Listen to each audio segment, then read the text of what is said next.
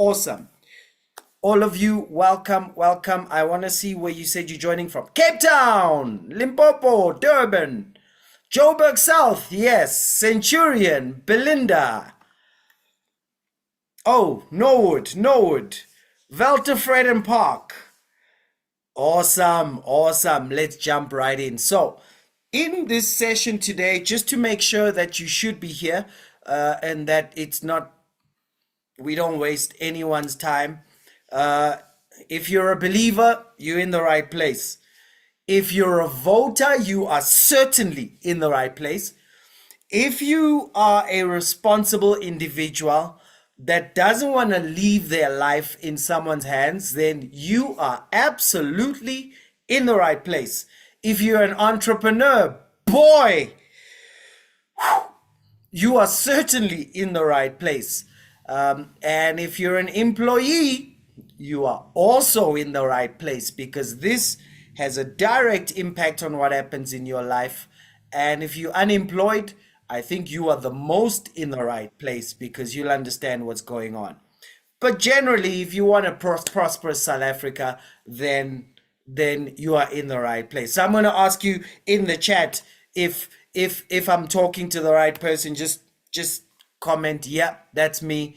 I need to discern as a believer and quickly spot undercover comrades, while the rest are tricked by twisted justice. So I'm going to ask you quickly, so that this goes well. Please remove the distractions, close that window. We'll have 30 minutes afterwards where we'll chat on Zoom for those who are up here. And if there's Q&A, we'll do it up here.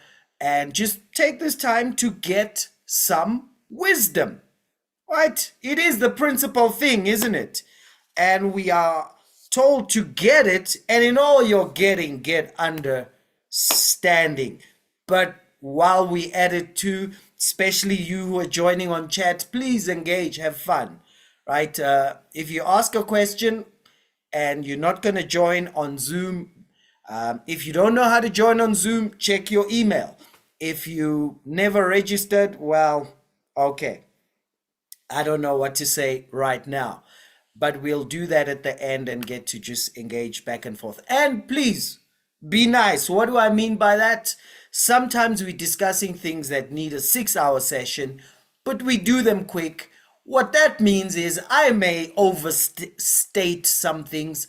I may understate some things. It's not because I'm just being callous if I do, but it's because there is limited time, and in pursuit of clarity within limited time, it happens that you overstate and understate things. So hear me in a way that gives some grace. And of course on Zoom, we'll sort out any questions afterwards. Great.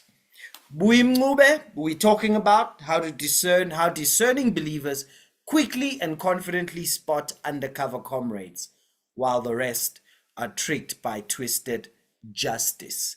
And usually it shows up with people being shocked at how some people have changed, or some people have turned, or some people have sold out, all these common terms, when actually going forward, you will look, and when everyone's saying that person's changed, you will have to keep it to yourself, because you don't want to sound like a smart aleck. And you're going to have to keep it to yourself and say, I didn't think anything changed. I picked this up 2 years ago in the first 3 minutes of listening to someone. And you'll be able to be at that level. So, I believe you're going to come out with quite a few revelations today. The first one is how just reading the dictionary can expose the lies behind justice. So I'm going to give you an amazing dictionary today, and it will make you wiser than many PhDs, because unfortunately what happens is sometimes people study so much that they forget what they learned in grade 5 English class. And after a while, they just keep saying things, and you think, my grade 5 teacher says that makes no sense. And sometimes because of their position of authority, You doubt yourself, not realizing that it's called primary education because it is primary. It overrides university education, right? No mathematician can override 1 plus 1 equals 2 because that's primary education. And so this is what happens with this word called justice, that sometimes people can develop such great works around it that at some point you're like, no, my primary school teacher says you're wrong. And trust me, primary school teacher is primary. That's why university is called tertiary. Primary always comes first.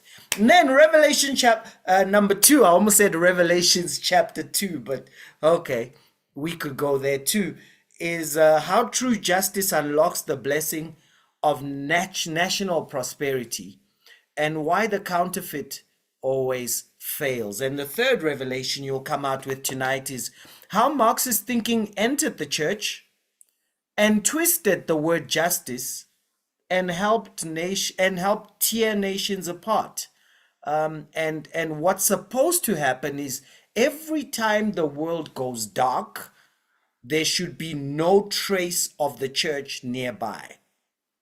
Every time the world goes tasteless, there should be no trace of the church nearby, because we were told that we are the light and the salt of the earth. We bring the flavoring. So sometimes though Marxist thinking enters the church, twists words, and we're only doing one word today, and you find the church assisting, and the more involved the church is, the more things fall apart, and you're like, what is going on? Something is not balancing. This is what you will,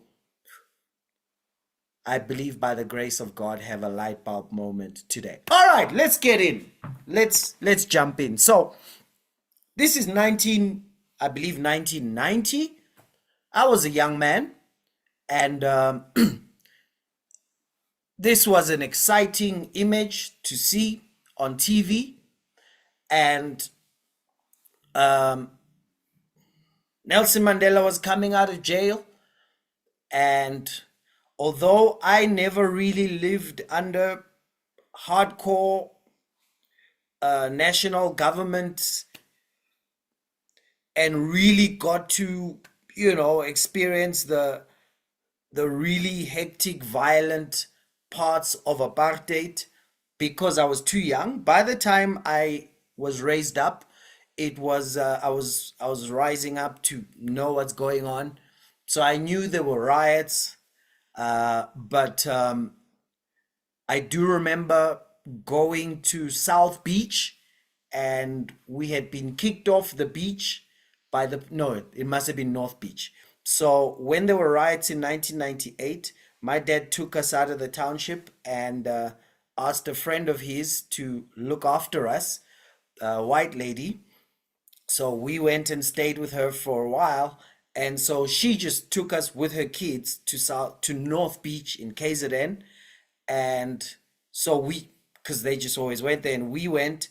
So some police officer came and thought he could separate the kids, and this is literally an aunt to us, separate the kids and send us to South Beach. And she stood up in his face and gave him a thorough lecture for 15 minutes. Who do you think you are, separating my kids? And so it was at the time that things were so soft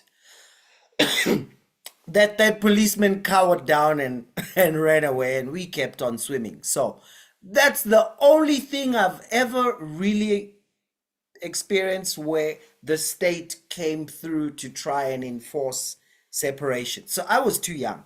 But anyway, so this is when Mandela comes out. Everyone's excited.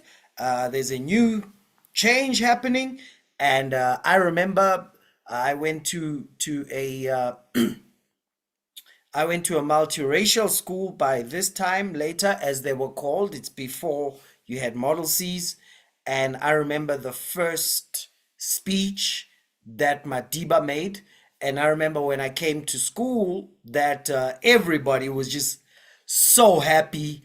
And I remember people going, wow, what a brilliant guy. So everybody, like everybody in the school, different colors, we just all loved the guy and we were so happy. And so then we had the transition 4 years after this, and I only started working, of course, under the new government. And as things were going, every now and then, you sort of start picking up little things. And of course, you don't pay attention when it starts because, it's just one thing going wrong. But then a second thing goes wrong, and then a third thing goes wrong, and then a fourth thing. And as I'm getting older, I then start operating as an entrepreneur.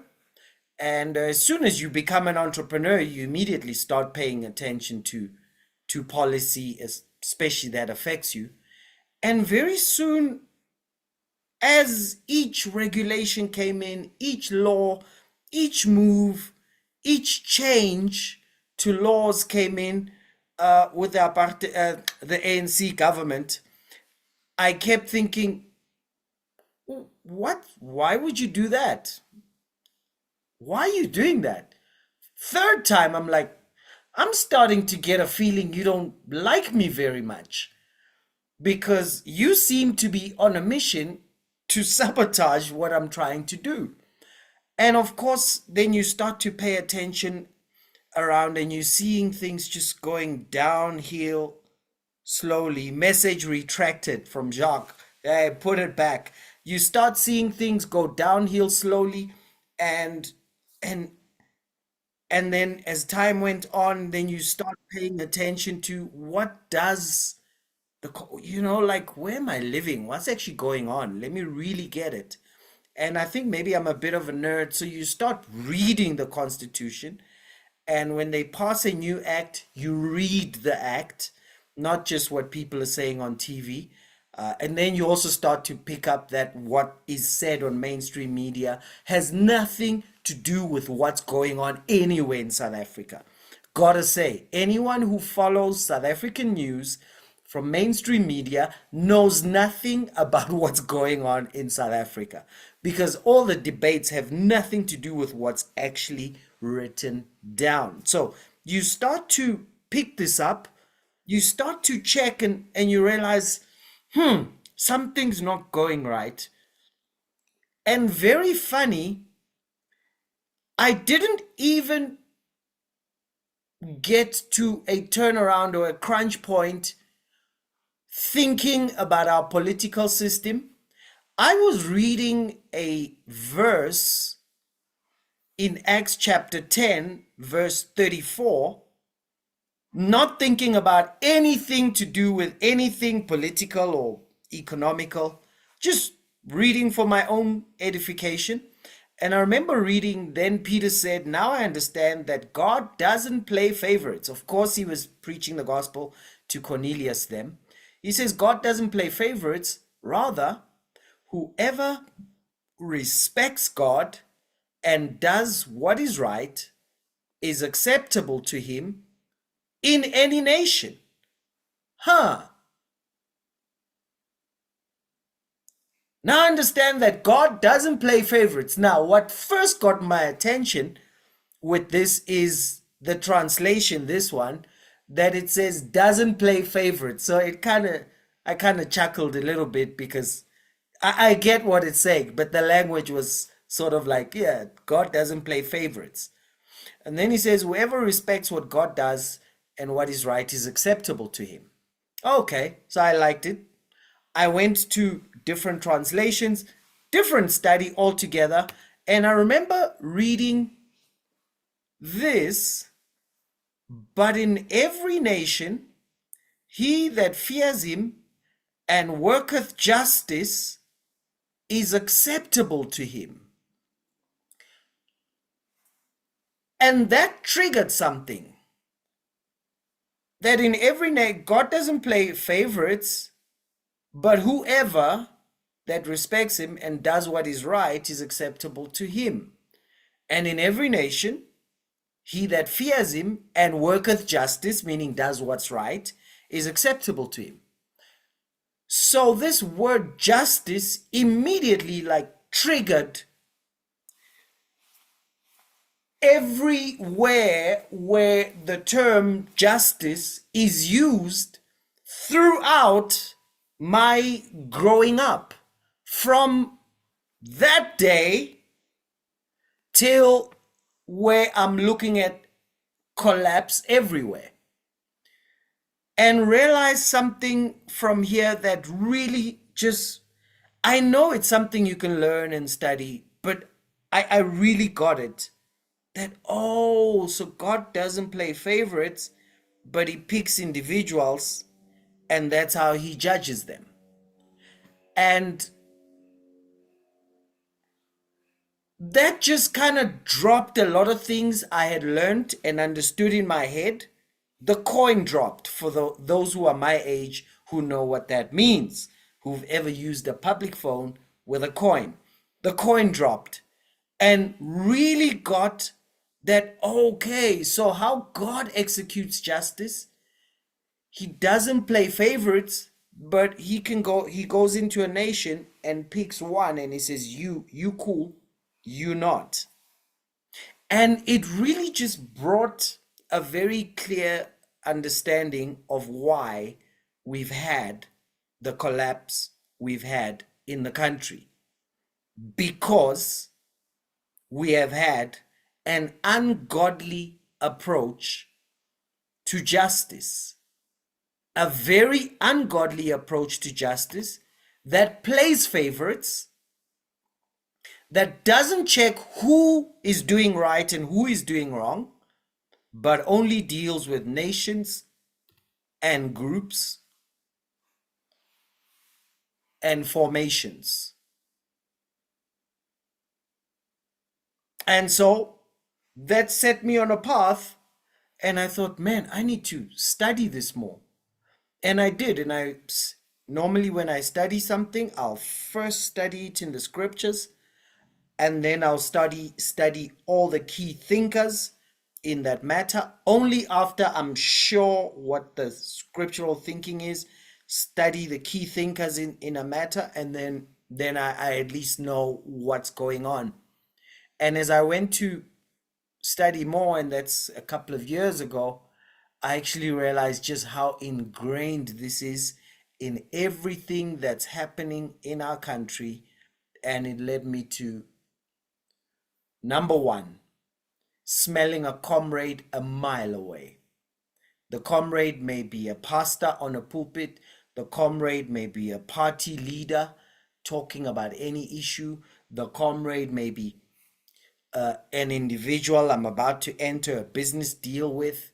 And if they're a comrade, corruption's coming up, incompetence is on the way, never taking responsibilities on the way. It's not gonna work.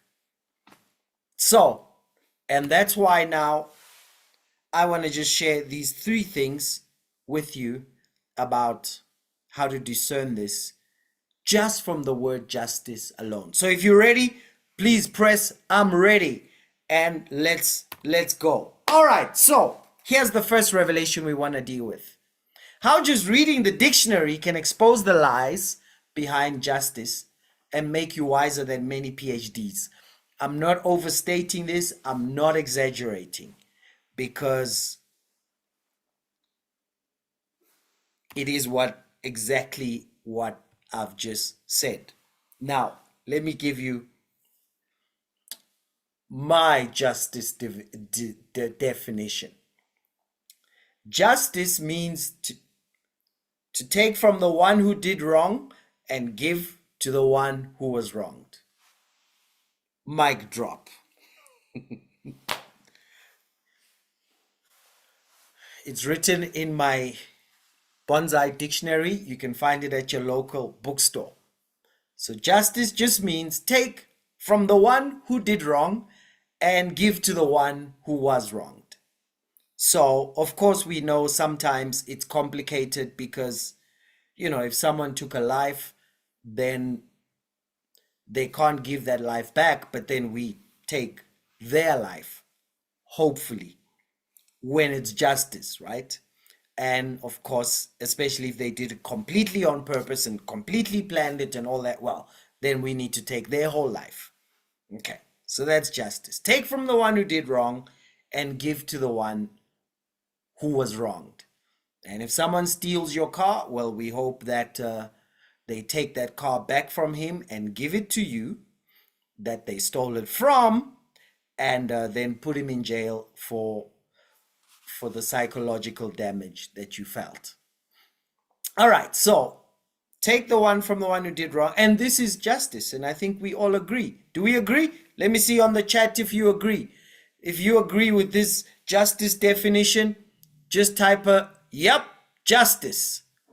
Agree. Awesome. So that's justice. Take from the one who did wrong, give to the one who did the wrong.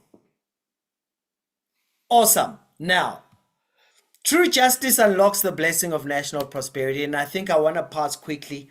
Now, if just look for that thumbnail in the channel and you'll get more. So, here's the other type of justice. The neo-Marxist justice, which means it's like Karl Marx and it sounds like Karl Marx. And we all know Karl Marx from saying, capitalist bourgeoisies, but it's the same thing. But this is neo-Marxist justice. It says, take from every. Somebody please type every. Take from every white. Whew, boy, I missed that one. Missed one bullet. Male. Just took a bullet. Christian. Just took another bullet. Owner. Just took another bullet. Middle class and wealthy. Just took another bullet. Heterosexual. Just took another bullet. Able-bodied. Just took another bullet. Cisgender. I just took another bullet. Okay, I missed one bullet out of 1, 2, 3, 4, 5, 6, 7. Please write your number. Tell me how many bullets catch you, thou oppressor, thou. Please tell me how many bullets do you catch. I catch 1, 2, 3, 4, 5, 6. How many bullets do you catch? Please write it down. So neo-Marxist justice says, take from every oppressor. The oppressor is always white male. That's the perfect oppressor, right? But you may not fit in one, but you'll fit in another time. So we may stand together when they take Israel to court without asking us, because you're a Christian, and then though they'll catch us as soon as they throw in that, but I'm male and you female, now we enemies again. And then we'll come together over another issue, and then they'll say, yeah, but you have a job and I own my business, so we are enemies again. So at some point, someone's taking from someone, but you never. 7, you are guilty. 7 full hours, you are guilty. So you take from every one of those and give to the comrades in the name of every none. So we either take from you because you're a Christian, but whatever we take, we're going to give it to the comrades in the name of those who are not Christian. Right? Whatever you might be. And this has been everything we've dealt with in the country. Welcome, Wombats. Right? This is neo-Marxist justice. Nothing to do with take from the one who did wrong, give to the one who didn't do wrong. Right? Because as they take from me, if you ask them, why you want to take from me because I'm a Christian, they're going to start saying, Remember what the Christians did in the 1700s. Is my ID book enough evidence to let me off the hook on this one? Just read the first four numbers. They start with 19, as in 19. Is it possible that I had nothing to do with that? And oh, but you heterosexual. Do you know how someone treated someone who wasn't heterosexual in the South Bronx? Would my address let me off the hook on this one? Because I've never been to the South Bronx. But of course, that's how comrades get to get everything in the name of every none. And in South Africa, how's it been done? Well, it's been take from every white and give to the comrades in the name of every non-white. Am I right or am I wrong? If I'm right, please go on the chat, say dead Dordrecht. Write it in Afrikaans. If I'm right, just write Dordrecht. If I'm wrong, please write it in English. Say you're wrong. Right? So this is neo-Marxist justice. Now, every time, now this is the problem with it, is that the word justice sounds nice. Who? What kind of horrible person would ever stand against justice? And when someone says, we are doing this for justice, every fiber of my being says, yes, I'm with you. But the reason why we say, yes, I'm with you, is because normally we think this is what they mean. We feel instinctively that they mean take from the one who did wrong and give to the one who was wronged, while they mean this: take from every white, male, Christian, owner, heterosexual, able-bodied, cisgendered group and give it to comrades in the name of every none. You realize already how you cannot serve God and Karl Marx? You cannot serve God and neo-Marxism? Because if you're going to serve God, you are one of the enemies.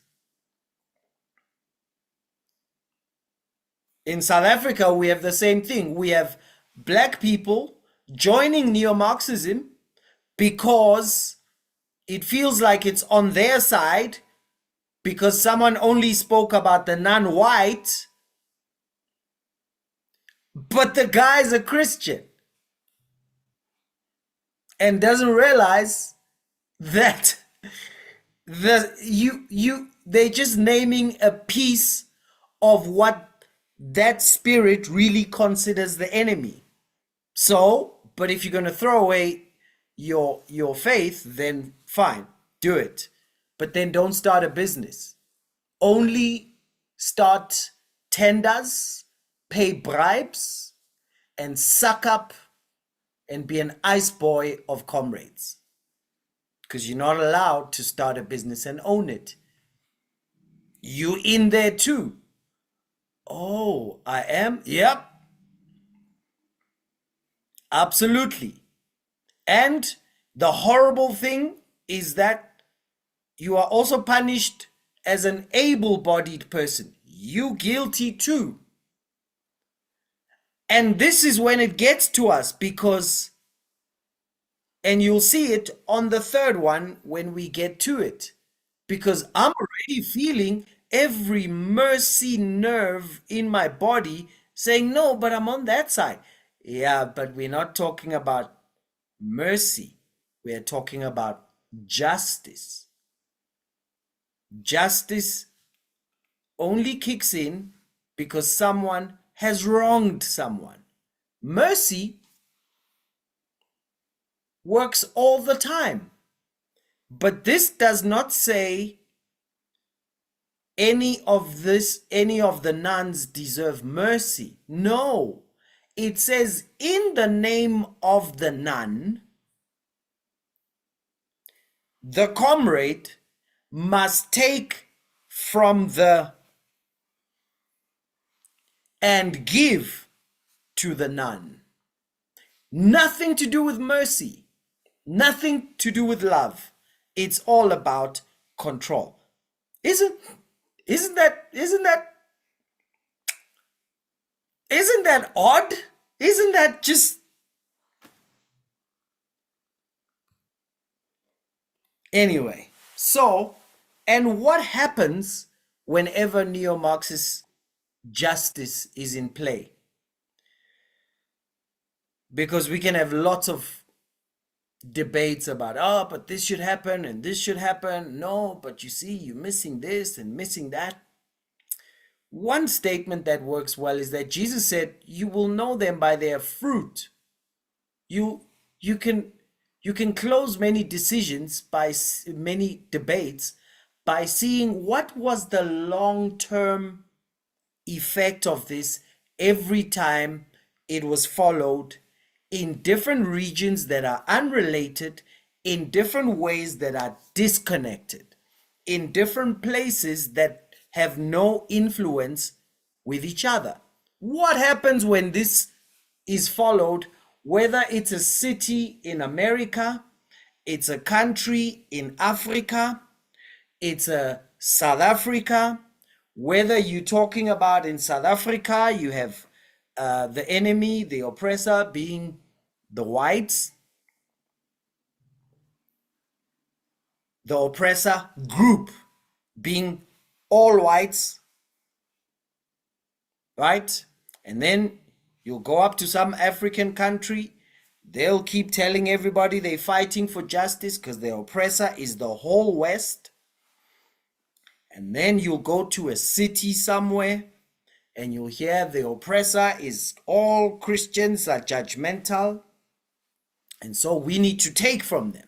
That's why all media, I realized this 20 years ago, like how come all mainstream media is nice? They say freedom for all religions. But have you realized that it's always freedom for all religions except Christian? You can go on a mainstream TV show and say, yeah, these Buddhist lessons that I learned, everybody will be cool. You can go and say, yeah, you know, as a Muslim, everybody's fine.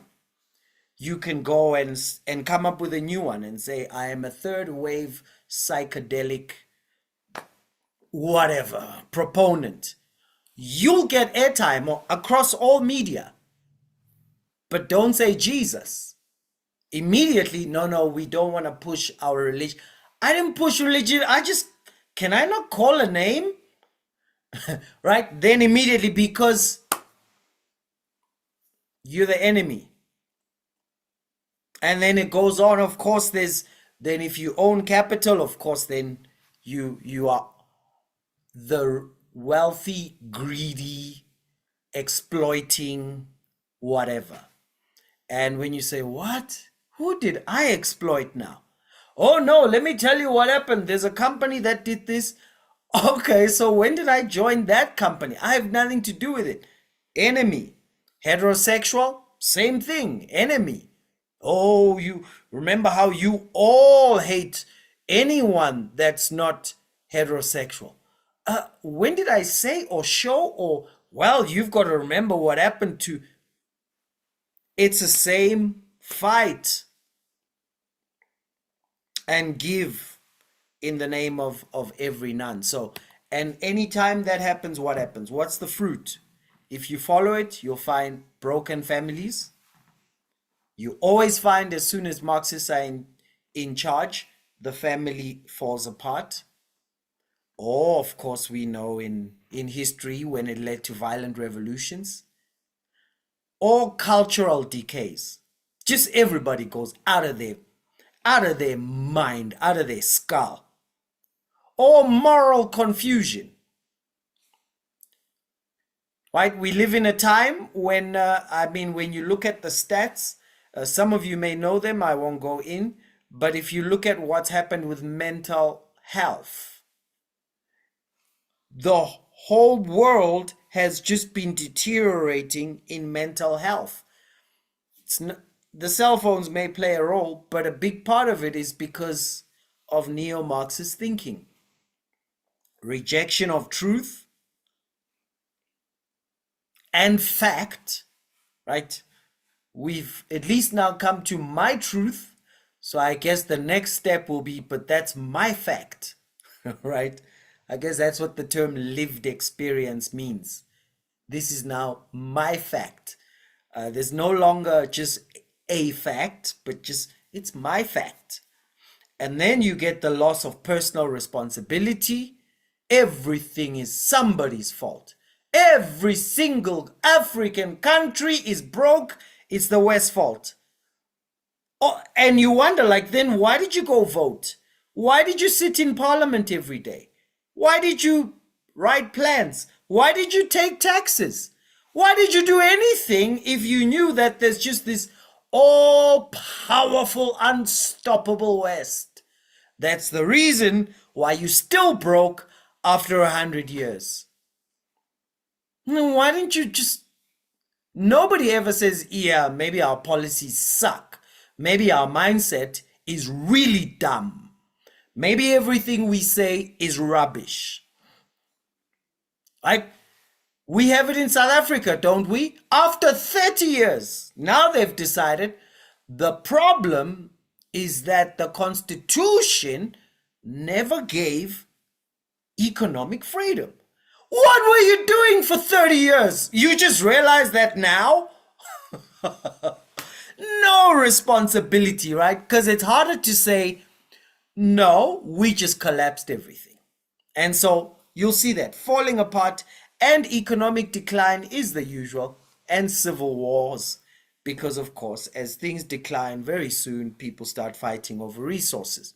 That's the fruit of any time justice is defined this way. The fruit of justice being defined this way is always prosperity. Truth has a better time. More people tend to have a culture of accepting responsibility, and peace happens all the time. There's extended times of peace. It's never heaven on earth, but it surely is the best that we've seen on earth throughout history. And this has always been, and I don't want to take time, so I'll move on without trying to prove it. But I saw it because I grew up going to this city. When we used to go to town in our times, we would dress up, bath, look nice, comb our hair, brush our teeth, because we are going to town. And we'd walk down awesome streets, everything beautiful. Well, this is the town that I used to bath to go to. Well, I'm not going to this town unless this town baths. Even if I haven't bathed, haven't brushed my teeth, haven't combed my hair, I don't want to go to this town because this town needs to bath for me when I haven't brushed my teeth. And it's sad. But what got it there? It's very simple. It's that definition of justice. It's that definition of justice. Maybe let's hear them tell us so you get it, hear it for yourself. Johannesburg, once the economic powerhouse of all of Africa. But over the last 20 years, the city has fallen into decay. The inner city streets are lined with trash, potholes and degraded footpaths. And broken infrastructure has led to contaminated rivers and wasted drinking water. Adele is part of a residents' crisis committee. She says her complaints to the council about broken pipes often go unheard. Now we just have rivers of excrement and trash. As you can see, this is the flood line from the latest rainfall that has brought polystyrene down the river. There's a litter trap up in a park between us and the source, which is completely broken. Joburg put one in, it got vandalized and broken, I think 2 years ago. They don't seem to have done anything to try and put something else in place to actually prevent this absolute desecration of a vital water source. Johannesburg restricted access to tap water for residents in November, but more than a third of available drinking water is wasted from broken infrastructure. Adele attends a crisis meeting with other concerned residents. They want to know why authorities don't respond to them. The city of Joburg, with the changes in mayors, musical chair of mayors, it hasn't been able to provide leadership. The African National Congress has been bleeding support in Johannesburg since 2016, leading to chaotic coalitions, infighting and opportunism, which has seen the city ruled by 10 different mayors over the last 5 years. In a phased approach, the government can then begin by delivering tarred roads, street lights and other services to develop the sites into a community. With each change of mayor, infrastructure contracts are often abandoned and administration staff are fired. On top of that, corruption has plagued the mayoral committee during the tender process. Some experts say to address the city's degradation, services must be separated from politics. If you've got a power play between political parties because for the appointment of a contractor, in the first instance, that's the main problem that we encounter. Because of huge infrastructure projects, huge contracts and tenders that's being allocated, there's an infighting between political parties of who the contractor should be. Because of that, delays take place. Unskilled contractors are being appointed to perform the functions, and that actually deteriorates infrastructure. In light of the water restrictions, France 24 asked the government why 35% of drinking water is wasted from unrepaired infrastructure. Deputy Minister David Malobo blamed old pipes and the effects of mining. All the pipes, mostly in Gauteng, they are very old. And the technology at a time was usually the AC pipes, which is your asbestos. And remember, Gauteng generally was a mining hub. There's a lot of fractures there. There are a lot of sinkholes, and it impacts on the structural integrity of that. The decay of Johannesburg goes beyond broken pipes and sinkholes. In the city centre, entire 15-storey buildings are hijacked by criminal syndicates or squatters who refuse to pay for services or rent. The government has made efforts to evict them and have resorted to cutting off electricity and water. But many buildings in the central business district remain hijacked. Angela Rivers has called on the government to work with the private sector to take back control of the city. So the building across the road, Newkirk, was hijacked for several years. In the year that Mashaba was the mayor, there was a fire in the building, and 3 bodies were actually taken from the building that weren't deceased due to the fire. They'd actually been decomposing in the building for quite a while, which we do see in hijacked buildings because they've mainly housed the criminal element. It's a good way to, I suppose, dispose of a body. Remington House was hijacked in 2012 by criminal syndicates. 9 years later, the former mayor, Herman Mashaba, visited the site. What about the right of this mother of us? What's the right of the children, her grandchildren? Don't they have rights in this country? Or maybe the criminal syndicates in this country, they've got more rights more than law-abiding citizens. It cannot be. But Mashaba had already stepped down as mayor amid political infighting in another transition of power. Many businesses have moved to Serpent, a safer financial district 20 kilometres away, to escape the decay of downtown. But Well, Serpent is next. So this is what happens when justice is placed in that other way. And very funny that this word is often used and it means the very opposite of what most people think. And many fall for it because justice sounds godly, sounds good, except when you don't know what is meant by justice. That what is meant by justice is we need to take from every white, every Christian, every male, every heterosexual, every owner, every able-bodied, every cisgender, and give it to those who are in power who want it in the name of these. And it doesn't mean take from the one white who has wronged the one other. Not the one male who's wronged the one other. Not the one Christian who's wronged the one other.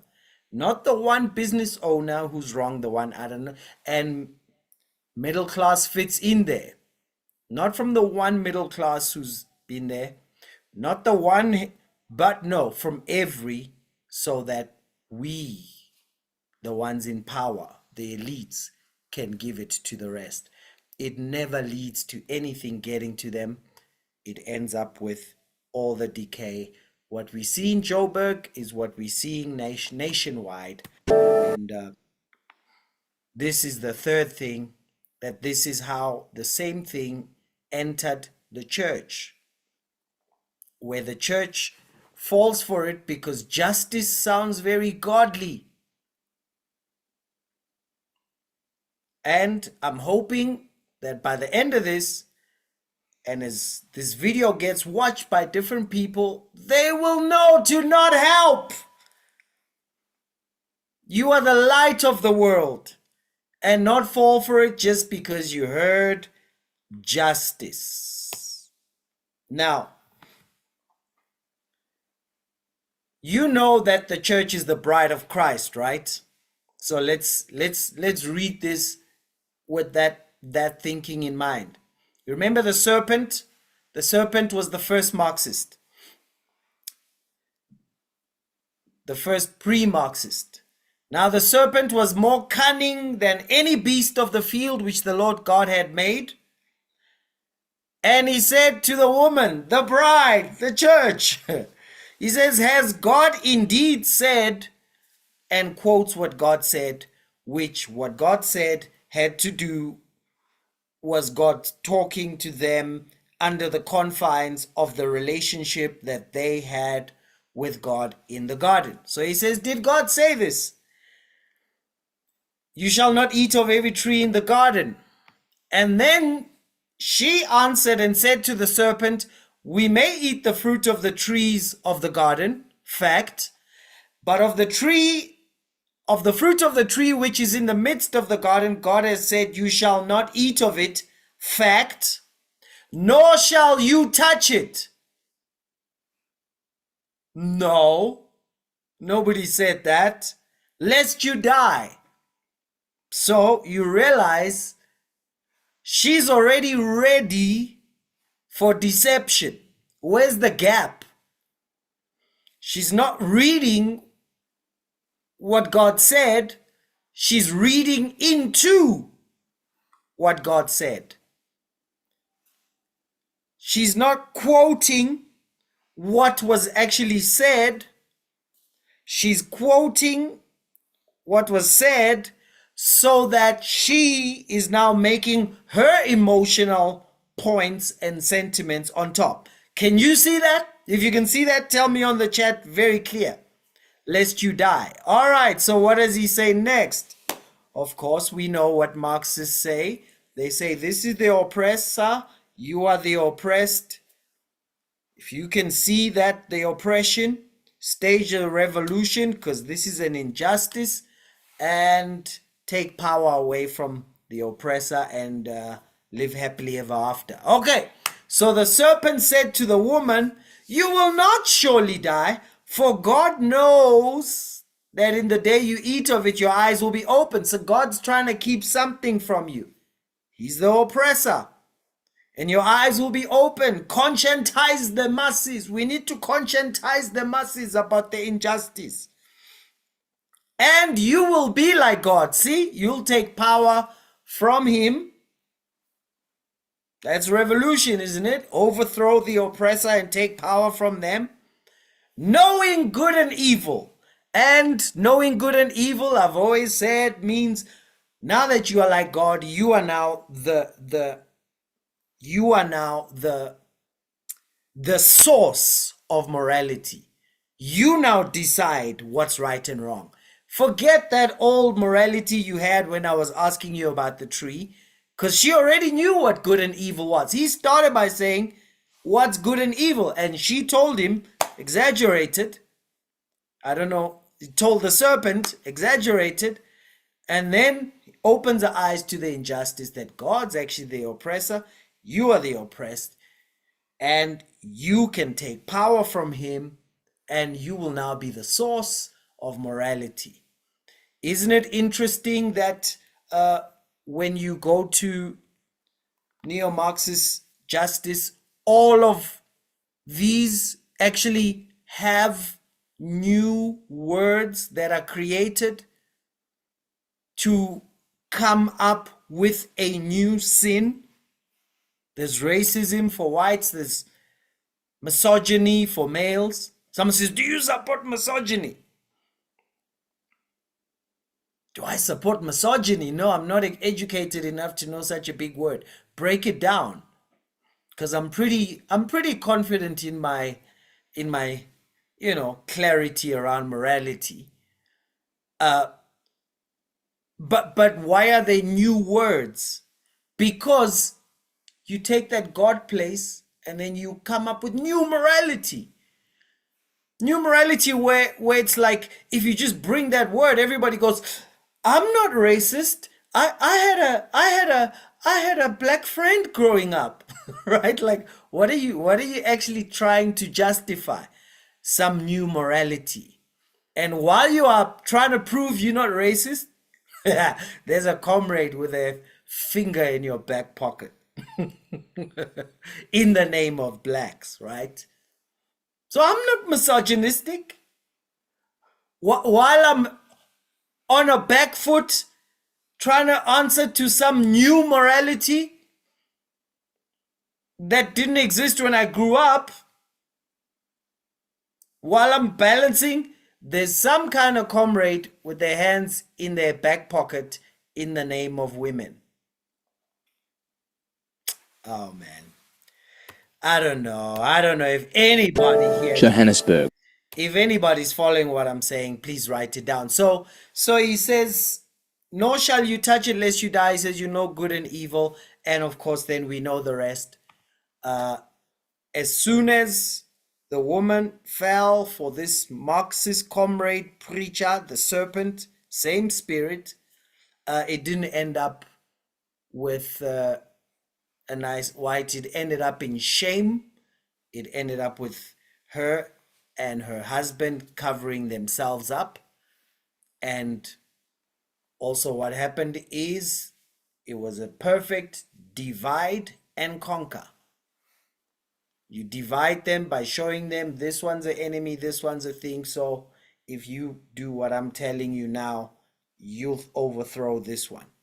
And they try overthrow, and it always ends up where you just left in shame in the garden. I think that's pretty clear. Let me know in the chat if you're following. So the Marxist serpent said, God's the oppressor. You are the victim. Revolt against him. Be just like him with your own morality. This is repeated in every way. The ANC tells black people, whites are your oppressor. You are the oppressed. Let's get whites back because we'll be just as successful as whites who oppressed us. And unfortunately, it never ends up like that. They tell the West, in the rest of Africa, they tell them the West is your oppressor. They're stealing your minerals. You are the victim. And if you can revolt against the West and show them who you are, you will be just like the West. 50 years later, everyone's walking bare feet on the ground. Guess who's not walking bare feet on the ground? Oh, it's the serpent who preached that message. Because now the relationship in the garden, what happened at the end? The relationship between God and the man and the woman, divide, conquer. By the end of it, they are in shame. The serpent owns them and gets to steal that relationship from God. Same process over and over, done in the name of justice. So They went after justice in the garden. They ended up butt naked and ashamed. The Marxist, the comrade, the first comrade of all time is the serpent. Took the relationship from God from them. That relationship now comes to the serpent, leaves them naked. First comrade.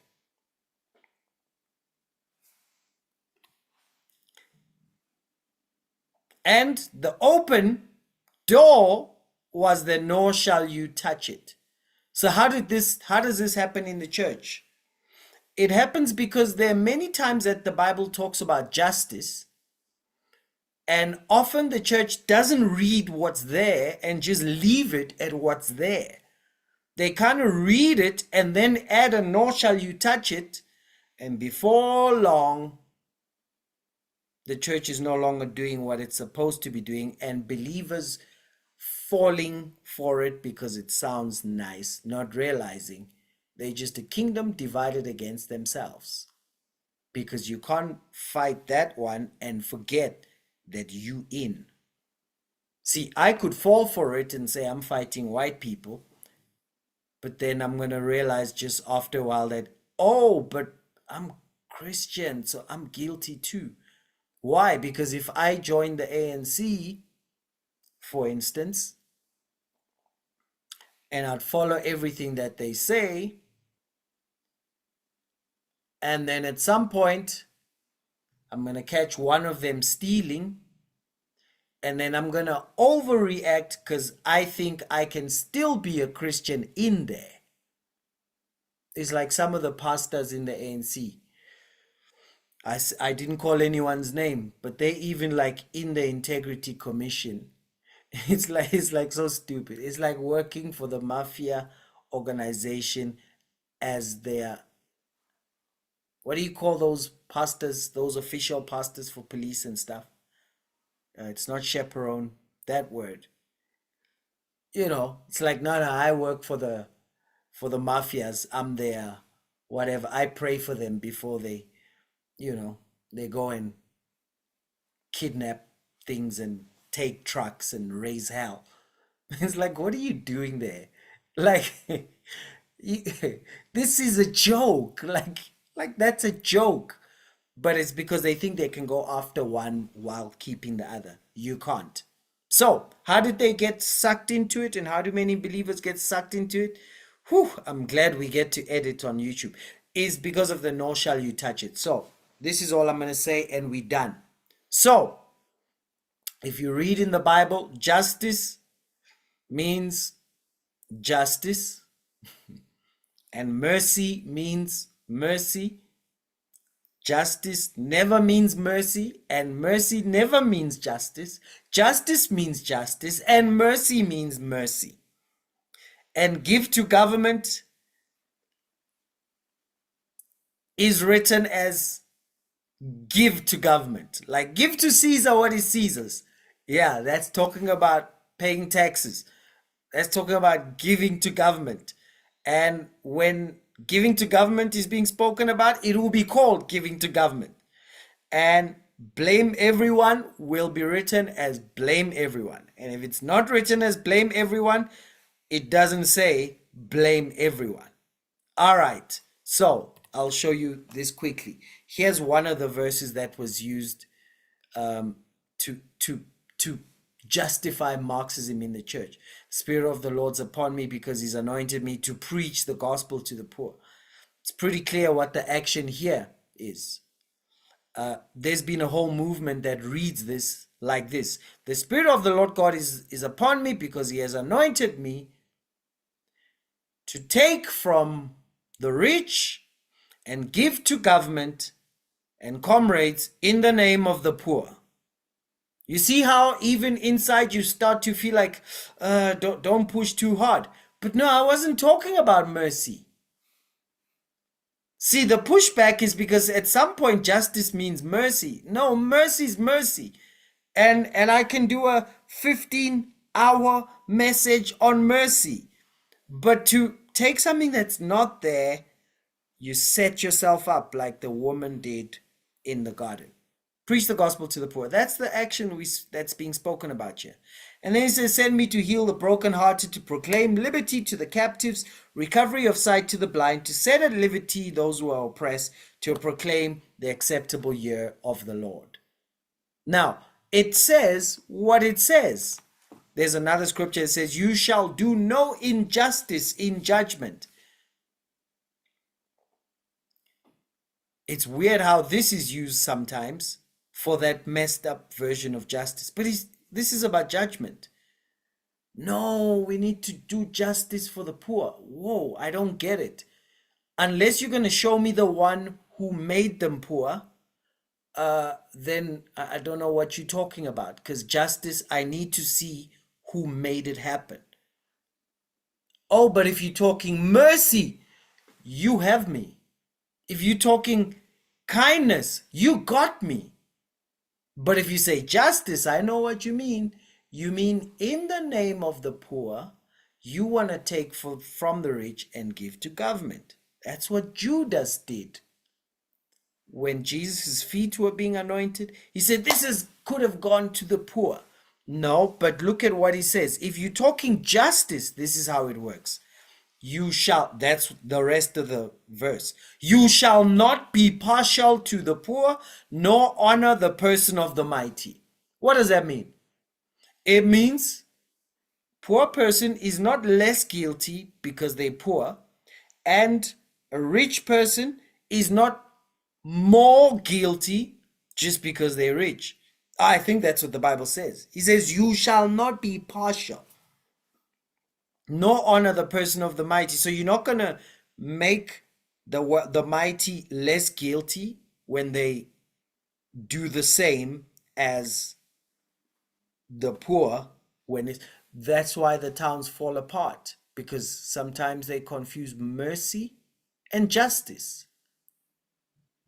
And what happens is, when the rich steal, they say these rotten ones must go to jail, which I agree, because they stole. But I may not call them rotten. I'll just call them thieves. But then when someone who has less than this one does the same crime, they say, oh no, but they the poor and whatever. And this is complex, but I'm just saying what I'm saying. You said you'd be nice. I can't say everything I need to say. Okay, but he says, don't be partial to the poor, nor honor the person of the mighty. In righteousness, you shall judge your neighbor. Justice is justice for all.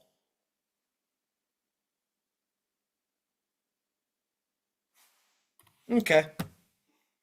He has shown you, O man, what is good. What does the Lord require of you? To do justly. This is a one that's loved. And that's why I keep saying justice is not mercy. Okay. What does the Lord require of you? To do justly, to love mercy, and to walk humbly with your God. Now, there are three different things mentioned there. Often what's done is this is how it's read, is to do justly, because justly is some fuzzy confusion with mercy, and it's some funny reflection of your humility. No, there are three different things. To do justly, that stands on its own. We can tell when there's justice or not. How do we tell? We find the one who did the wrong, we find the one who was wronged, and we see that the wrong is transferred back to the one who, taken from the one who did wrong and brought back to the one who was wronged. That's justice. Close meeting, close service in prayer, go home. Come back next week, because we'll be talking about mercy. Right, what is mercy? One is less privileged than this one. This one is more privileged in some way. And this one, who's more privileged, loves to see others who are underprivileged being lifted up. And mercy is voluntary. And so because of that, they get involved, they help. so that by the end of that process, this one's in a better place. It wasn't justice, it was mercy. Close the service in prayer, go home. Next week when you come, we'll talk about humility with your God. Right. What is to walk humbly? Humbly means you realize it's very simple. Being humble, just to realize it, just look at hum. That's where we get human. And then you've got God. So it means to realize you are human. Ah, cool. So I didn't create the world. I don't know everything. I can't figure everything out. But there's God who knows everything, created everything, doesn't need to figure anything out. All right. So humbly with him is a relationship that says, okay, remember, you know everything. I don't. I was just born here. Okay. I just live here. I didn't make all of this. I don't know how it works, whatever. And then you can find out from God and never debate with God about what's right or what's wrong. That's one, I've just done a humility preaching. Now let's close in prayer, go home. Okay, we'll see you next week and talk about justice again. I'm showing you something. This is often used like this. The Lord will require you to do justly, because justice is mercy and it's humility. No, there's a comma and there's an and. That always means three different things.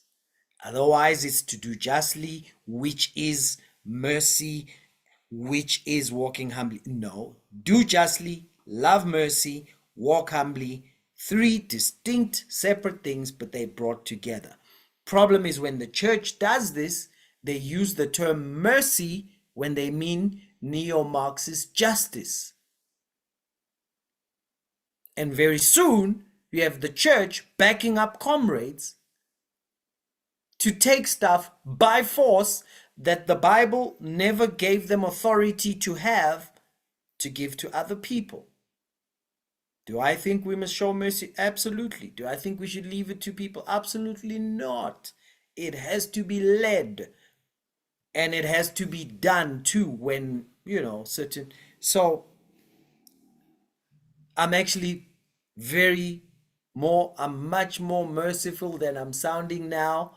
It's just I'm clarifying justice. Right. That's a quick disclaimer. And so I'm going to close right there. Learn to seek good, seek justice, correct oppression, bring justice to the fatherless, plead the widow's case. Now you realize ain't nothing in there has to do with the government. Okay, so because of time, we're going to close right there. So I hope you got something out of this. And so neo-Marxist justice, I close with this, says this: take from every and give to every. It is not God's justice. Now, as I close, I want to say this before we come to Zoom and let's have a chat. I see you still there. Appreciated. Wow. So one of the comments that we get on this channel all the time is, and I know after talking this deep, everyone thinks, sure, I wish everyone in the country could be listening to this. Can they even get it? Well, that's why so I'm done with discerning believers. We're going to go into a conversation. If you're on Zoom, come join us on Zoom. If you're on YouTube, I want to let you know that we've written a book called The Soft Life. 3 simple secrets comrades don't want you to know. Is it as intense as today? No. It's written for the average young person in the average squatter camp, the average township, all over the country. And what it does is it opens up an understanding of how justice is used to leave you naked in the garden. And that nakedness is to leave you with no job, no future, no prospects. And so we are printing out, we actually have this design done now. We are busy registering it. I think by the end of next week it will be registered. We'll have a barcode, and we're going to print 1 million copies of these and spread them throughout the nation, throughout South Africa. And our goal is that by 2029 we've shifted enough of South Africa's thinking and understanding from this simple book about how someone can live the soft life. And I'll be selling copies, of course. I'll have copies available for those who buy. But we have something called the Prosperity Catalyst Fund. And so I'm grateful to all of you who have been involved with that.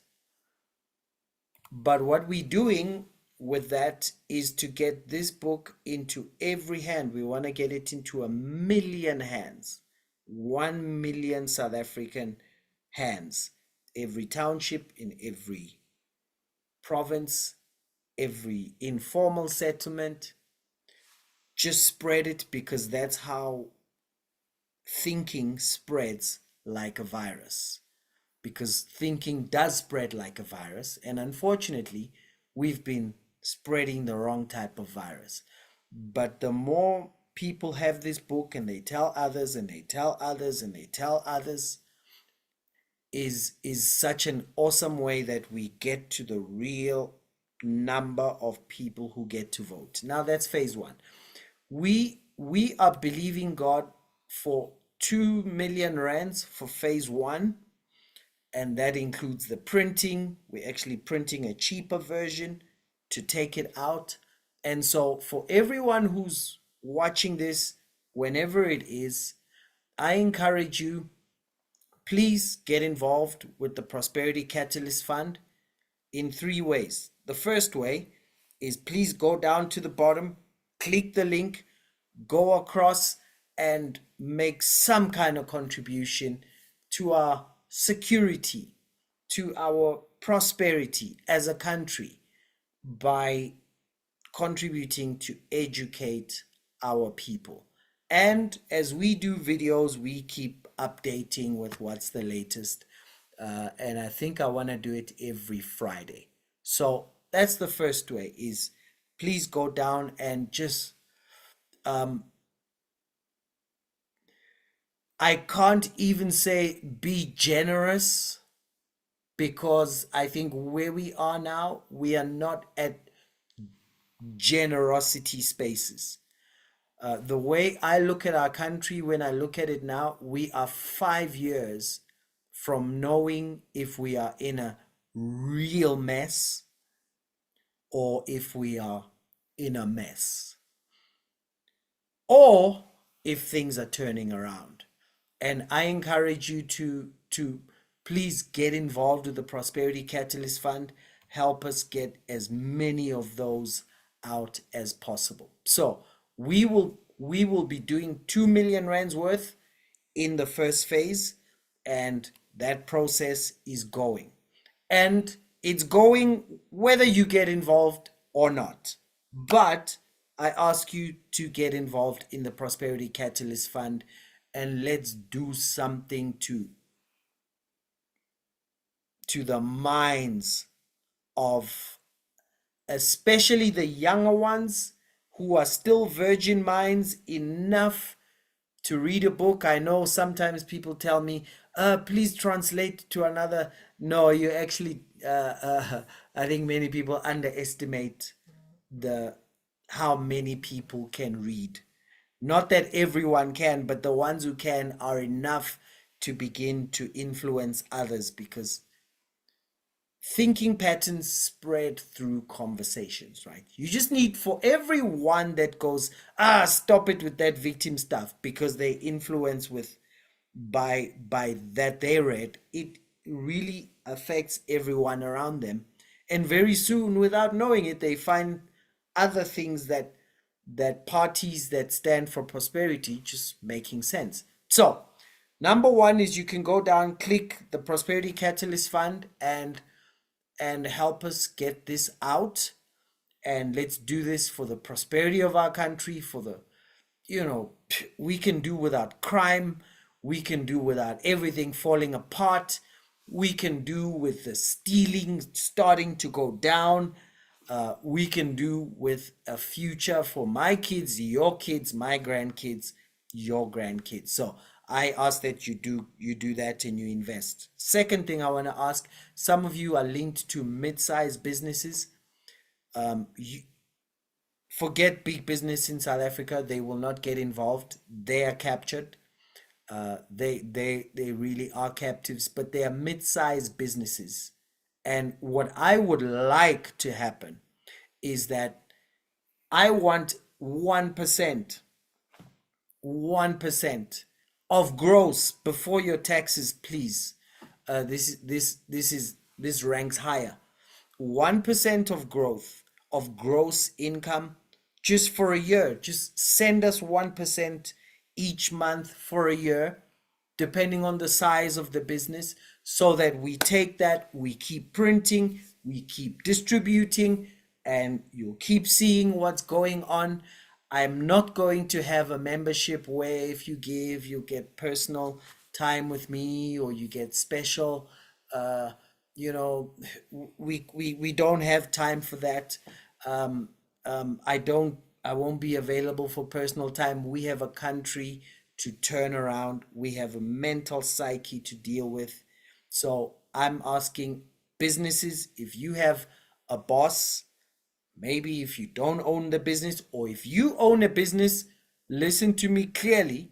I'm asking you right now for 1% of your gross.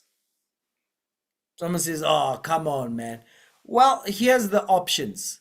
It's 1% of the gross. We turn this country around. If that business is still around in 5 years, that comes back 100-fold. Right?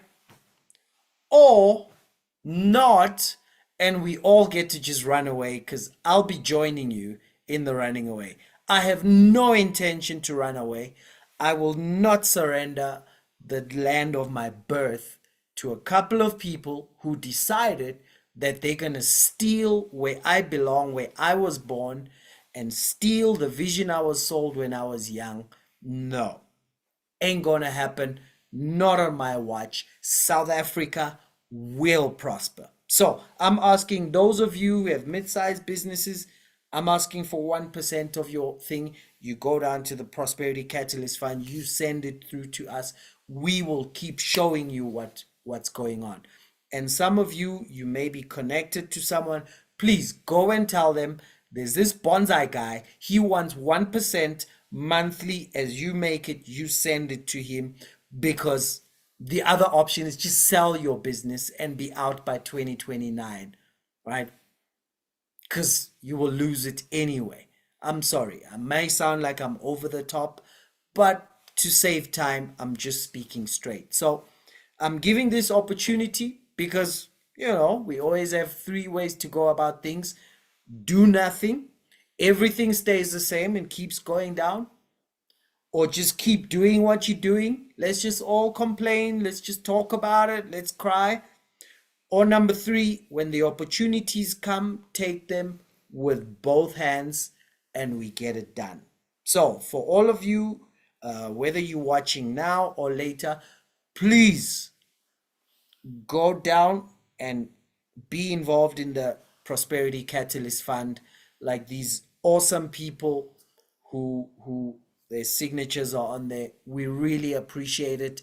I know I haven't even managed to send an email to all of them.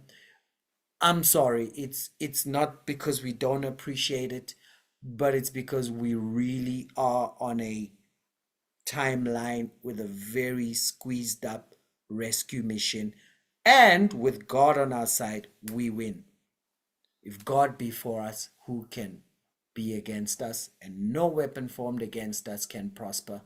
I will live in a South Africa where everybody gets along, where the economy grows, and all the mess that comes with collapse is arrested, and we're on a positive trajectory. So come with me, let's make that happen.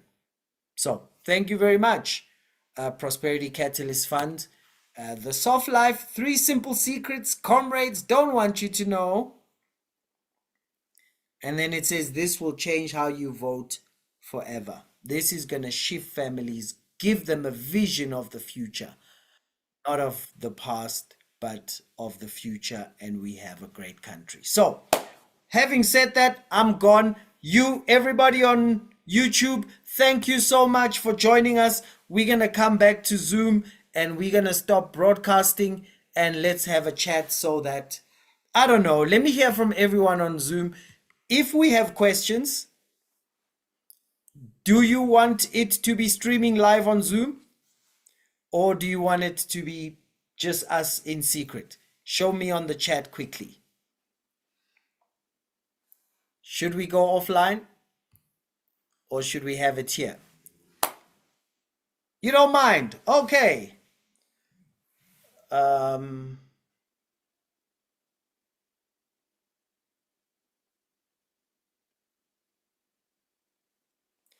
Sorry, I'm trying to read something here and I don't know what I'm being shown. Okay, we can stay. So then let's do this. Let's go offline. Let's take how do we do this? Let me see. Let's stay online. I think live. Oh, awesome. All right. Let's take question, comment, thought. Let's go. And if you want to introduce yourself, go ahead. If you don't introduce yourself, it's all right. We can hear you. Oh no, I hope I'm not with those very polite Zoom people who raise their hands and want me to look at their hand. Do we have any question, comment, thoughts? Let's hear from you.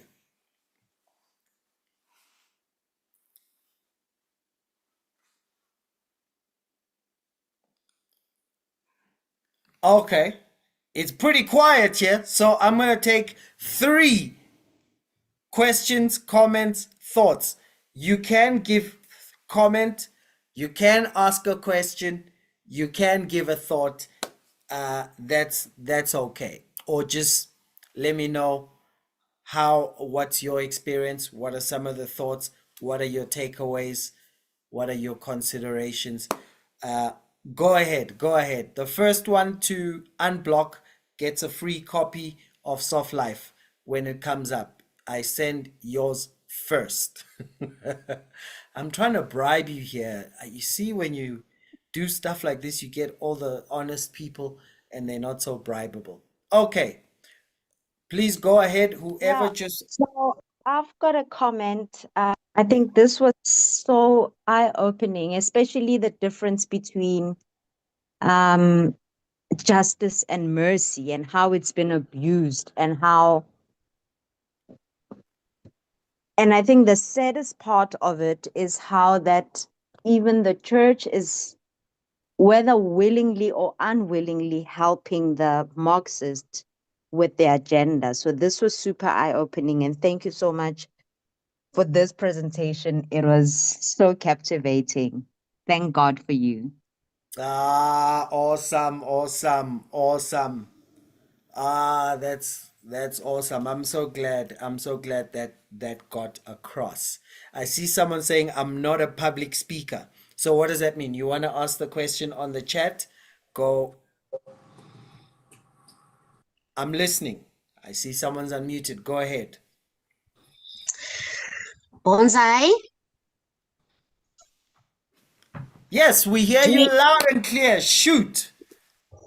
I want to knock off with Bonsai.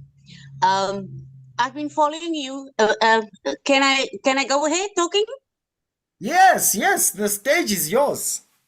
Yes. I started following you and I saw the name. And let me tell each and everyone, I'm 57. I don't know whether I'm the eldest, the oldest, so that they will maybe understand as to me talking and what do I say. But in 1994, it's the first time in my life when I went to Pretoria. I'm from Cape Town, the Western Cape. I went to Pretoria for a cause, and here in the hotel, I saw these small trees, and I was so fascinated with all these small trees. And I was wondering, but how does this, does this tree not grow? And and at the end of the day, you are bonsai. You are a really bonsai. Because at the end of the day, I got to find out, what it takes in order to grow a bonsai. Yeah. So you were named correctly. No, just what I wanted to say is that Thank uh, you. uh, um, I've been following you, and there was one video of yours where you indicated as to how far um, each and every segment in life had been infiltrated by the ANC. So, with regard to your mission that you have with this foundation, um, you now, for example, said that you want to try and distribute 1 million books. What else does the foundation have in mind in order to empower people mentally, or the nation mentally? Awesome. Awesome question. So I think first of all, thank you, and good question. So first of all, the first thing that this phase that we are on is all that we're going to be doing, because it's a mammoth task, but it's one that we know how to do. Also because we have experience with I need to please help me to mute that mic. We have experience with shifting mindsets in South Africa because of my rare history of creating stars. I am blessed with that rock or stone, if I have to think like a David who's trusting in God. I'm blessed with that stone to hit a very serious blow on the Goliath in the country. So we are really just focusing on that for now, because others need to do what they do. And sometimes we want to deal with the symptoms while not sorting out the actual problem. The actual problem with South Africa is Marxism. The symptoms is a lot of the social ills that we kind of deal with.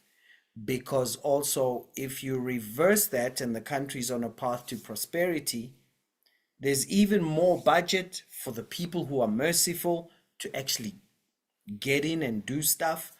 When motivational speakers speak, the words actually land. They don't right now, because the Marxist thought is the main one.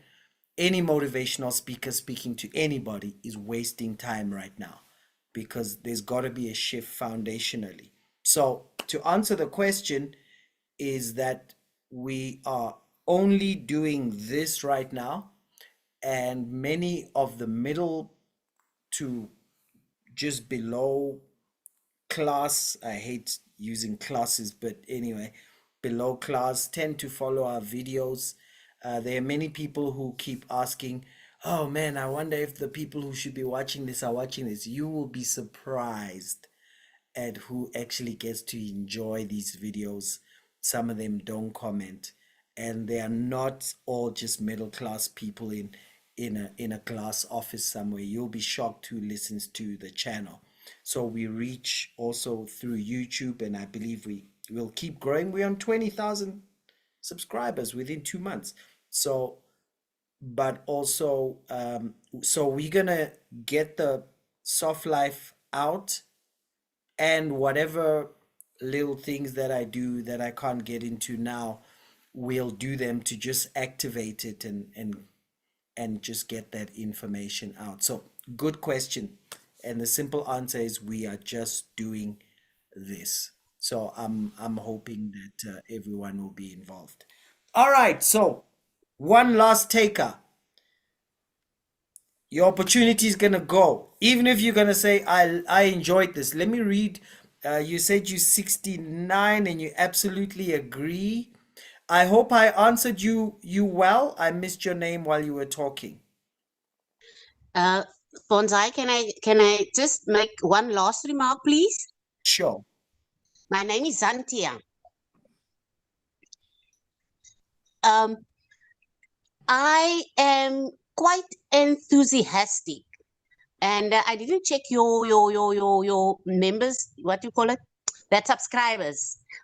It's quite impressive that you've grown. You've grown formidably in such a short space.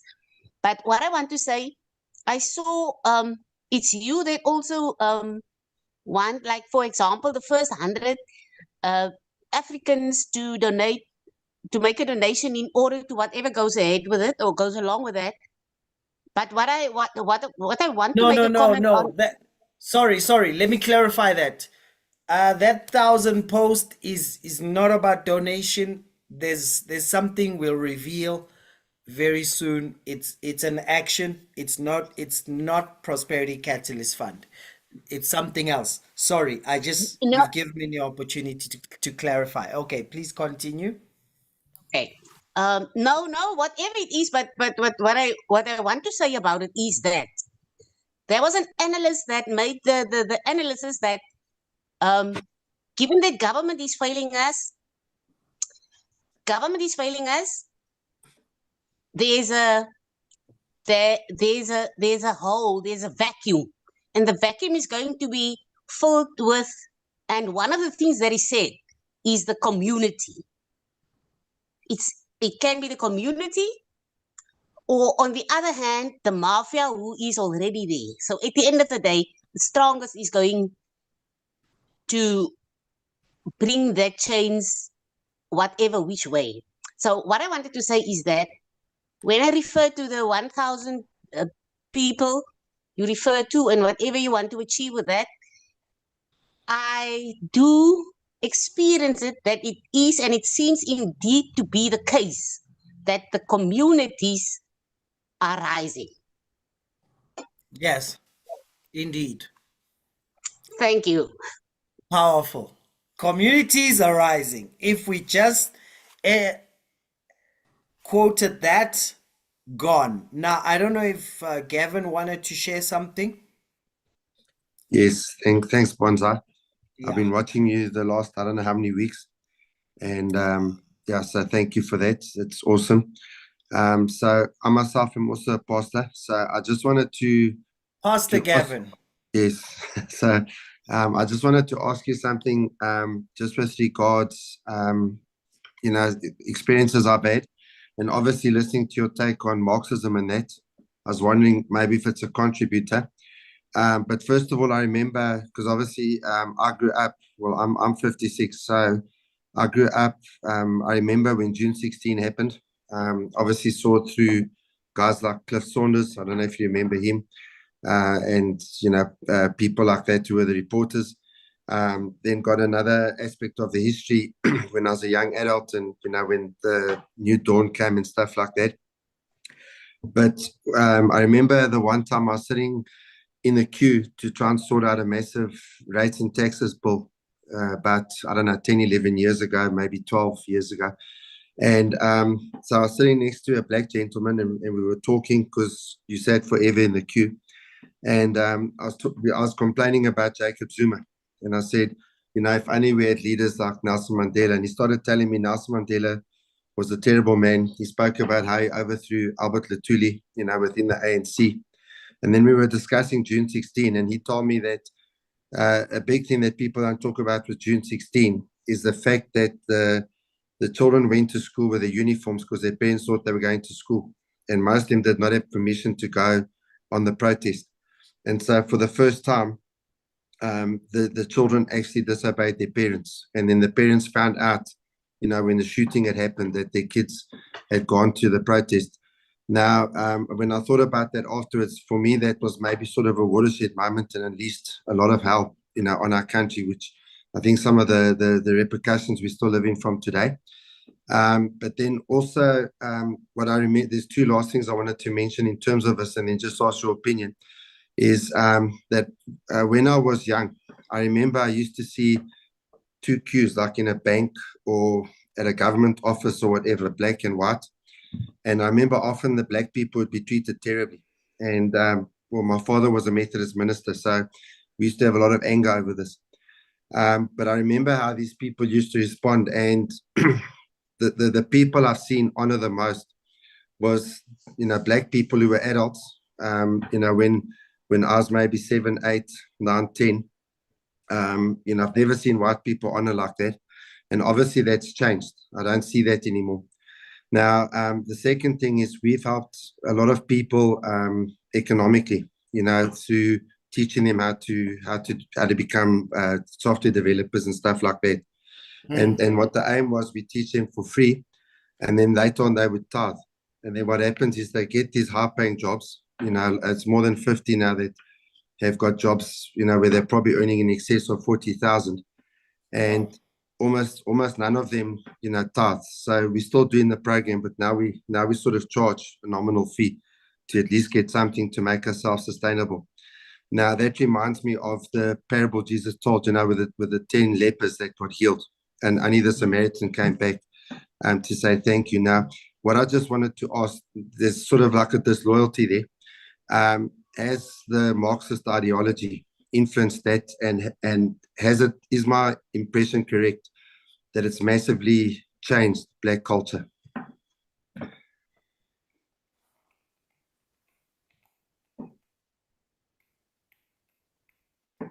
You are on point.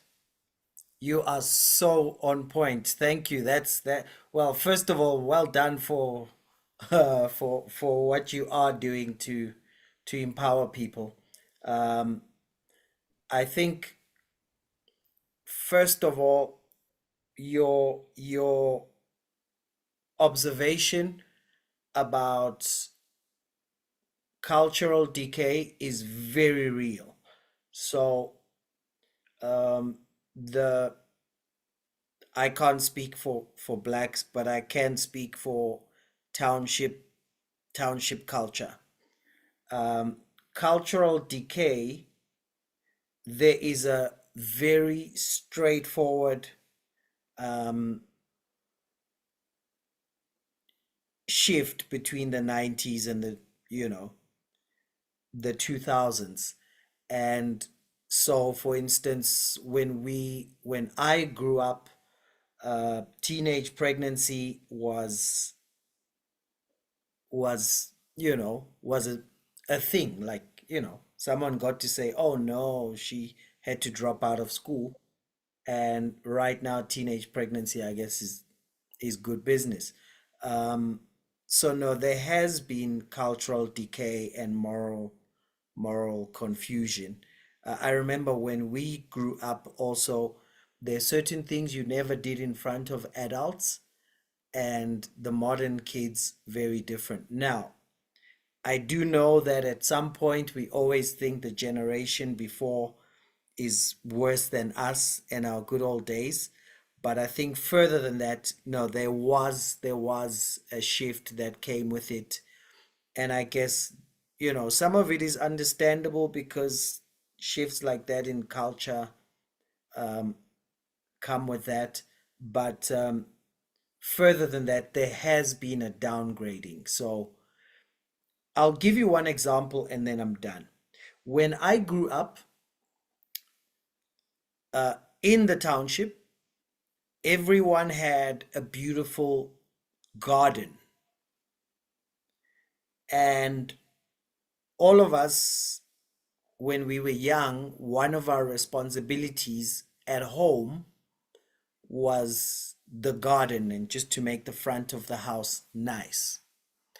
And in fact, there was a time when it used to be competition, right? Like, and get together with your friends, let's do our garden, and then I will come help with your garden, because we didn't really have gardeners as a standard, but we would end up, competing with gardens. That's one simple example. You go to many houses in Soweto now, there are 5 young people in the yard. The front just looks like a dump, and no one's taking responsibility to just make the house as nice as it can be within the means that you have. And so that's those are just some of the standards. So your thing is correct. Your observation is definitely correct. And normally you can't talk about these things because the ANC has a word called glorification of apartheid. And glorification of apartheid is a morality that says you never talk about right and wrong, you only talk about apartheid and post.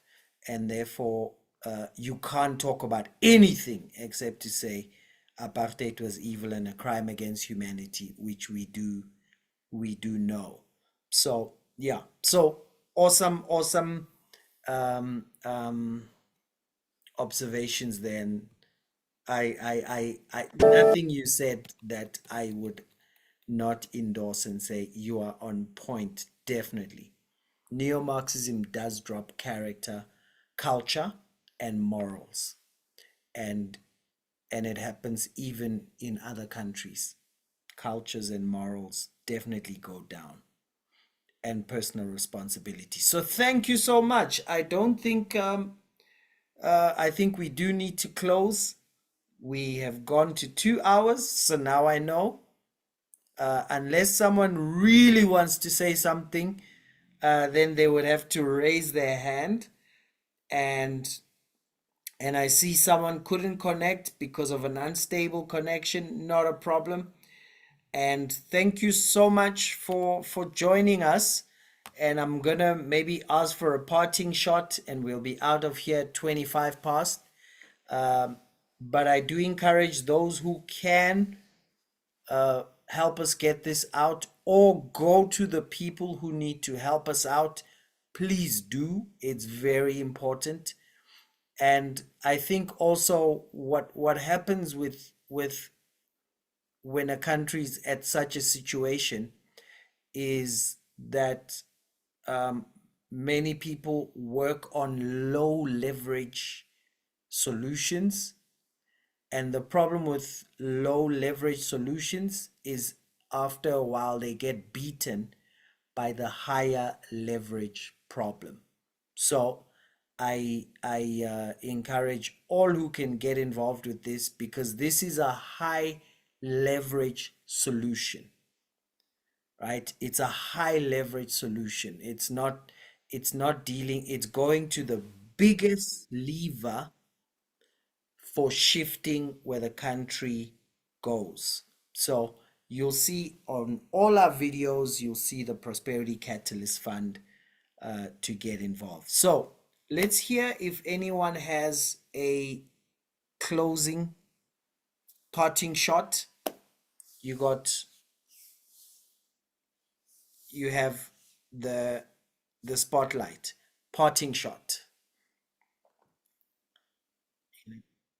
Take the opportunity for a parting shot. Go right ahead. Oh, hi. Hello, everybody. Hi there. Hello, bonsai. I had a bonsai when I was in my 20s, by the way. How long did it survive? Oh, years. And then Oh, I you are moved. brilliant. You are brilliant. I Okay. love gardening. But first of all, I've been telling I think I probably was one of your first viewers, and I got hooked immediately, and I've been telling everybody about you. But I'm both. I'm both an American, African American, and a South African Mosotho. So I grew up, yeah, and grew up in Lesotho, but then spent most of my life in the U.S. and returned to South Africa 2.5 years ago. And Oh, I remember your comment. Go ahead. yeah, the amount of I don't know, like thievery and scams and stealing, I've never it's just been amazing to me. Like I'm having a hard time wrapping my brain around it, but people here just say, "Oh, welcome to South Africa." But I'm so afraid for South Africa because the moral degradation, especially of Black people in the United States, is mind-boggling and it's mind-blowing. And I'll give you an example. During the COVID pandemic, the African American Museum, the Smithsonian Museum had this sign in front talking about whiteness. So all the virtues are whiteness.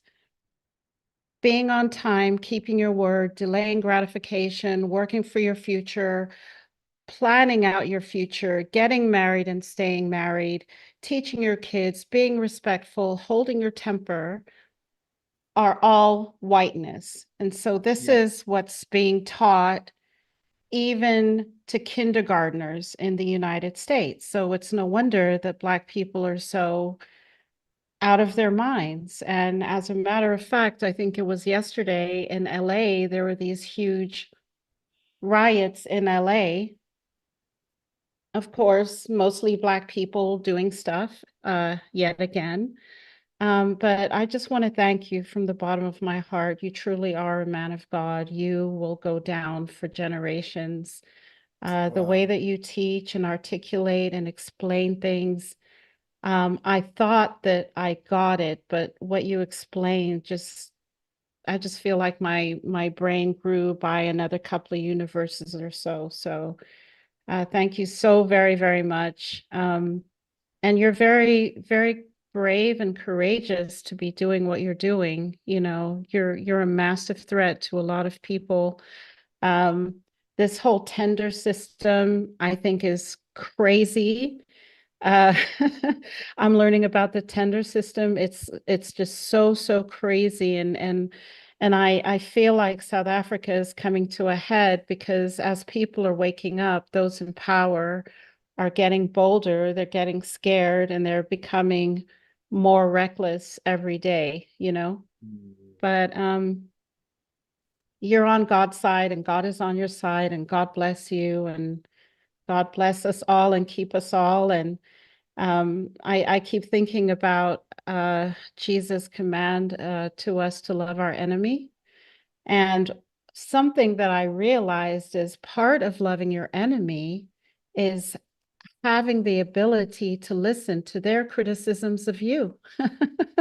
Or, you know, like to be able to separate, you know, the wheat from the chaff and say, you know, maybe I don't like this person for all of these reasons, but yeah, they've got a point. I've got a weakness and I've got a blind spot. And it's my responsibility to make the best of myself, and whatever situation I'm in, make it as good as possible, like what you were saying about when you were young.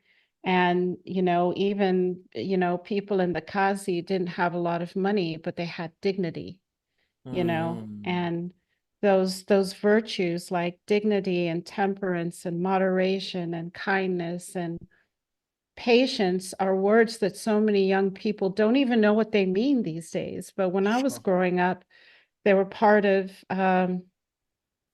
just everyday talk, and it was taught in school and in church. And, you know, I grew up in such a wonderful, close-knit community because, you know, the adults in our communities really valued those things. So anyway, you're bringing it back. It's a renaissance. I thank you so very much, you know, and I'm really looking forward to networking with more people and getting to know people and getting together in real life and, you know, saving this beautiful country. I'm glad to be back.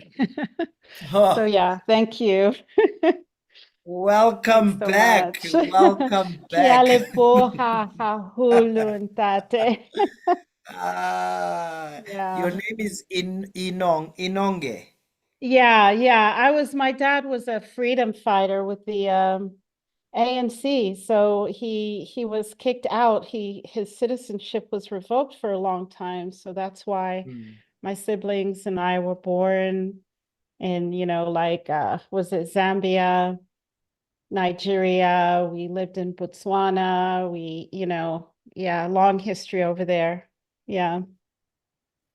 And I must say, he's no longer a Marxist at all. Wow. But in Wow. his youth, he was, but he was like, oh, this is not working for anybody. So, yeah. Yeah. No, and I Yeah. think yeah, no, thank you. First of all, thank you very much. I think you've given us a the most perfect parting shot to close with. And sure. No, I can't even add because that is just so true. And I appreciate all the kind words very much. Bless you, bless you, bless you. Thank you. And so I think I'm gonna take some questions. Someone asked me, how do I contact you? You go to the channel. Maybe you can email info@bonsaigroup.co.za. If you go to the channel page, you'll find it there, and then we can take it from there. What do I think about Russia, Ukraine? Ain't going there in this discussion. Couldn't connect on Zoom because of unstable connection. Sorry about that. Missed you. It used to be City of Gold. Absolutely. Okay, so we have no question. But thank you so much. I see all of you that are watching live on YouTube. Thank you very much for being a part of this. Really, really, really appreciate it. And number two, for those who are on Zoom, bless you guys. It's good to see you, Pastor Gavin, Inonge, everybody, Shemaine, Sharon. I'm not gonna call names. Thank you, Senzo, for helping also with some of the stuff. It's really awesome, and I believe that we will make history together. A lot of things are shaking, and a lot of things going in all sorts of directions, but I do believe that we have been given the victory. Can I hear an amen on Zoom? Amen. Amen. Amen. Can I Amen. see an amen on YouTube? Type it, type it, type it. And often at the end of a live, I don't know what happens, but I wasn't showing every message, but sometimes it cuts. Whatever you wrote doesn't come back up. But thank you so much. It's been wonderful. No, we have been given the victory. 2030 is going to be a year of celebration in South Africa and a year of wiping our brow and going, shoo. So I'm really, really looking forward to it. Now I can't forget what you've just said, Inonge, that they had being on time and whatever, family values, that's whiteness, right? It's true though, because if you do those things, you get told, right? In South Africa, we have clever black. So also reasoning is whiteness.